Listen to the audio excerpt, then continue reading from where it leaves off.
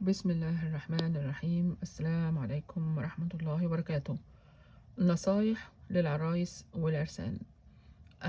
من أهم الحاجات اللي المفروض يعملوها إن هم يعني يحاولوا إن هم يتعلموا وياخدوا يجيبوا إجابات على الأسئلة اللي عندهم اللي بتخص الزواج وإزاي ينجح وحاجات زي كده. وده بيجي منين؟ يا ريت بقى تكون بيتابعوا مثلا واحد يكون شيخ كبير علشان يقول لهم، على ما يكونش اي حد كده يعني مغمور او كده، علشان يجاوب، وهما بيتابعوه هيعرفوا اجابات لمعظم الاسئله في الدين.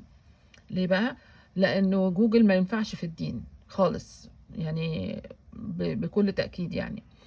آم، فدلوقتي ايه هي بقى هيتعلموا ايه؟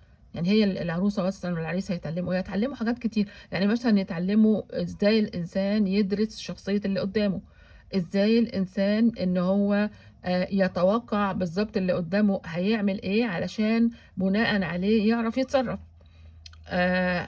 هيعرف العلم نور، يعني ما فيهاش كلام، يعني العلم نور.